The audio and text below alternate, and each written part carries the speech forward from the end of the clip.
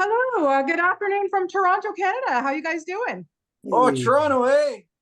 love Toronto, to. eh? Yeah, I mean, we've been here, right? Sorry. Paul, especially. Oh Paul, yeah, I've that's interviewed my you for that's my every, place. it's your place, all right. I've interviewed you for every film festival you've been here, so we thank you for everything. Guys, this movie moved me beyond. And HP, let's start with you because I wanted to know when you get this script and you read it maybe 15 times, like, do you cry every single time? I think I cry at different parts. I think that like you cry at the obvious parts when you read it pure, right? Sure. Yeah. Um, because there's the parts that are designed to make you cry, but then there are things that I don't even know if the screenwriter Jesse Orenstein intended for me to cry at, and I think those are the moments where I'm like, let's surface that. There are moments of happiness. I'll cry at a happy scene. You know Same. what Yeah. but I'll also cry at a dog TikTok. So what does that say? But like I will take that and try to like make the other actors feel that exact same thing. So yeah, every time I read it, every time I see it, a Yeah. different emotion pops up. I can imagine. Yeah. I listen, there are certain scenes. Yeah. Even the kind of humorous ones, I got kind of choked up too, because it was nice to see that. And Paul, I want to go to you next because, as I said, I remember interviewing you here in Toronto for Sound of Metal. And at that time you said to me that when you had read that script, it brought you to tears. So how Yes. did you connect with this one? Well, it's funny you're saying this because um, when I got after the whole Oscar thing was all over with, I got this script, Secret the Art of Human Flight, read it at the same spot in my kitchen table that I read Sound of Metal, and again, let me preface this: I read a lot of scripts. Yeah. I read tons of scripts all the time, and so I sat down, read that, and I cried like a baby. What's wrong with me? But I could just. I remember thinking about Peter Pan and Superman when I was a boy, and all Wow. the things. It was even a cartoon, Mighty Mouse, I used to watch. Flying was a big thing, you know. Yeah. So I remember thinking about that, and it just took off from there. Because now that I've seen it a couple of times, I think it's the ensemble work of the actors that get to me. Yeah.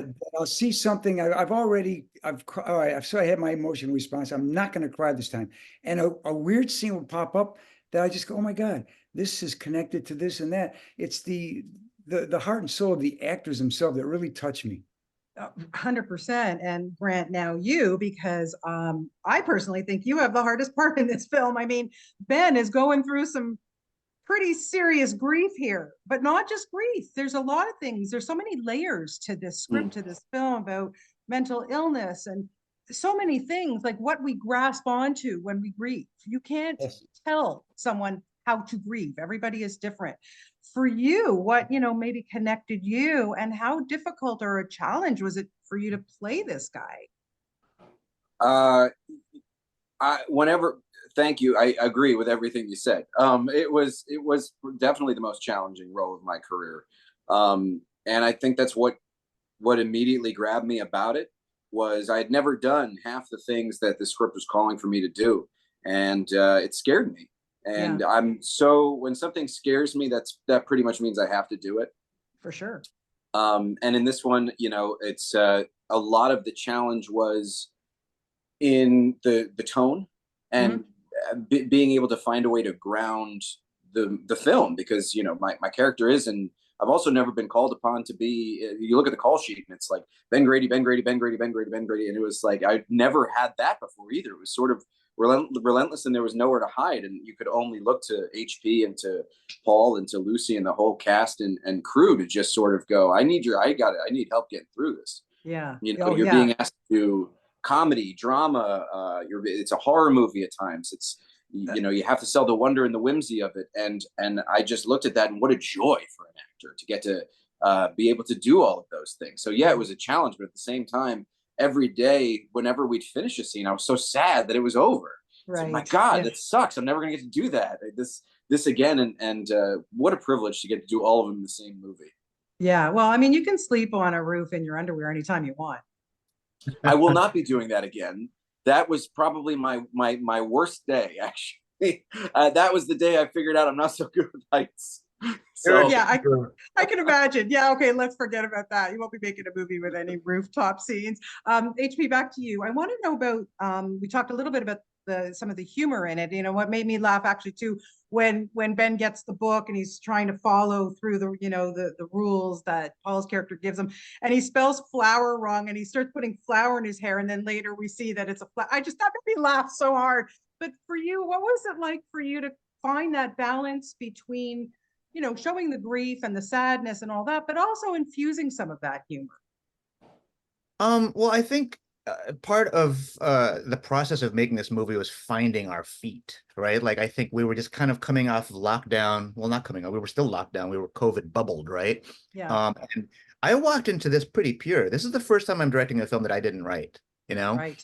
I'm not coming in with my sense of humor. I'm coming in with my, well, I am with the actors, but I have this script before me that I see as a blueprint. I've never had a blueprint to work from, right? That was someone else's, and that felt nice.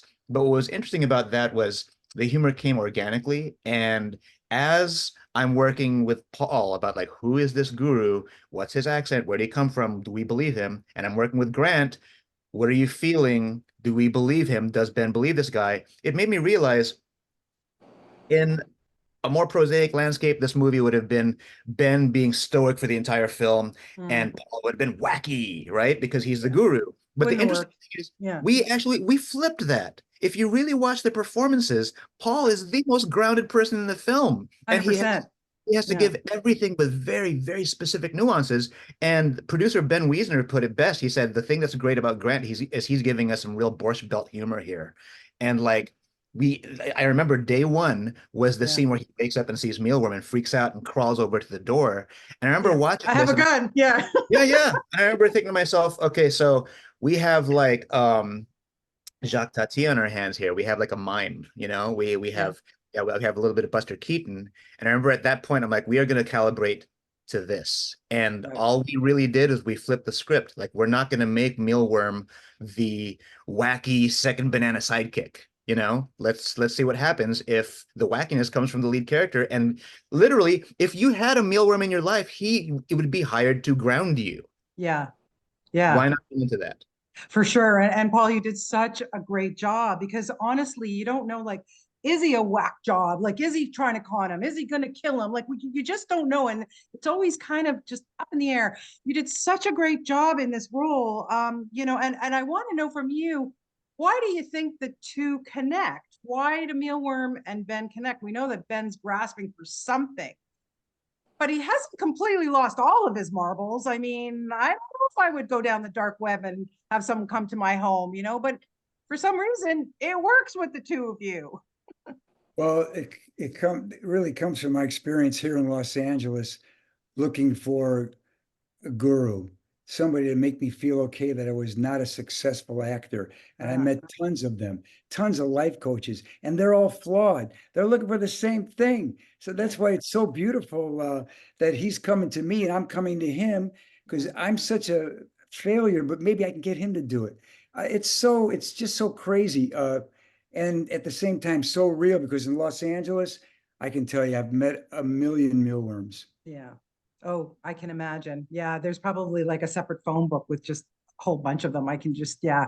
I only have a couple seconds left, but Grant, just to wrap it up here, I honestly want to know what it was like to work with Paul. He's just so good at everything he does. Honestly, I right, don't know. that was he was very much in the creative conversations our first choice for the role of Mealworm, and to when he said yes, I cannot tell you how fast the movie came together. And it was so at first intimidating, because you know, you look at him and it's like the one of the scariest things whenever you said about working with an actor who you're very passionate about and excited about is like, oh God, I hope I don't screw this up, you know. And then over the course of getting to work with him and being in those, stop looking at me like that, and being in those scenes with him, and living with him and working with him and hanging out, it's, you know, it's to have somebody go from sort of like you know, this iconic sort of role model figure to a friend is always such a blast and a privilege. And I just, and to have these scenes to work on, to have this relationship to mine, it was just, oh, Bonnie, you know, like it was what Hello. a, Yeah, it was Yeah, amazing. It was I get amazing. it. Nothing less. And just to wrap it up, and whoever wants to jump in here, please do. But after watching this, I don't know, do you think there's ever a right way to console somebody?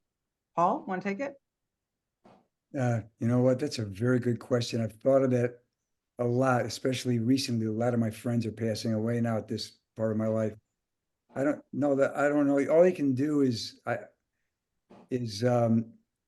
always say peace, be still. Mm, All I can say. Peace, be still. And whether you understand what I mean or not doesn't matter. It's the only way that I can convey what I'm feeling for you right now. yeah. Just be there for somebody, I guess, Just be right? there. Just be Yeah. there. And yeah. And talking about you picking roles, I got to tell you just really quickly, and then I'm going to wrap.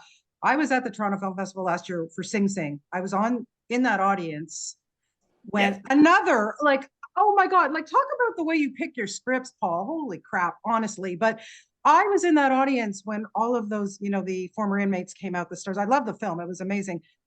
But how do you get through these things? Seriously. I love it. I love it. I mean, I just think the universe is bringing the right stuff to me at the right time, and I believe in just staying positive about it. But I'm absolutely blessed, especially at this time of my life. Yeah, Yeah. Well, we love seeing you. I loved all of you. Like Brand, you were just so good in this movie. I want to see what happens to Ben next. Okay, so think about that. I want to see the next chapter in their lives. I mean, they could do a buddy No, film, the two of you. no, not gonna happen. Not gonna happen. Could All never right. ruin Well, that ending. That would good point. defeat it. I would never. I actually want to do a mealworm prequel. That's what I want to do. Oh yes.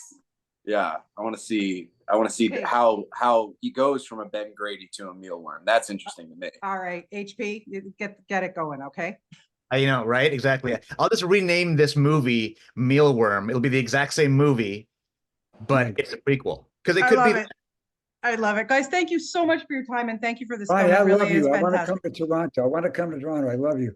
Well, hello, come on back, because first of all, you've Right, got to right. promote Sing Sing, so we want you here. And I'm sure you will be back at the film festival. I mean, all of you, you're all welcome, and I'll take you all for coffee. So there you go. It's all good. Sounds Please. great. Okay, thanks so much. Thank you, Bye-bye. Bonnie. Bye. Okay, thank you.